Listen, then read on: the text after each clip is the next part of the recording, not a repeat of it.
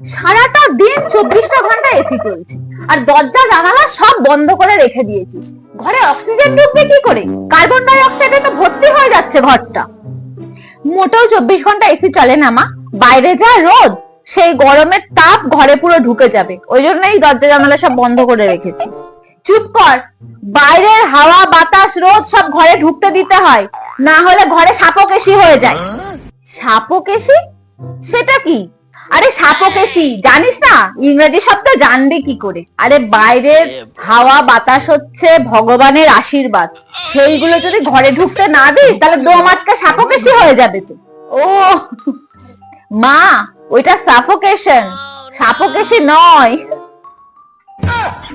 ওই হলো, মায়ের ভুল ধরছিস?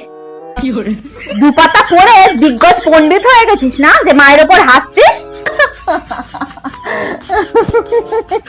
সাপোকেশি জানোয়ার, আবার হাসছিস? এই জন্যই বলে অল্প বিদ্যায় ভয়ঙ্করী। সাপোকেশি এখনো হাসছিস তুই? মেরেই ফেলবো আজকে। ও বাবা গো।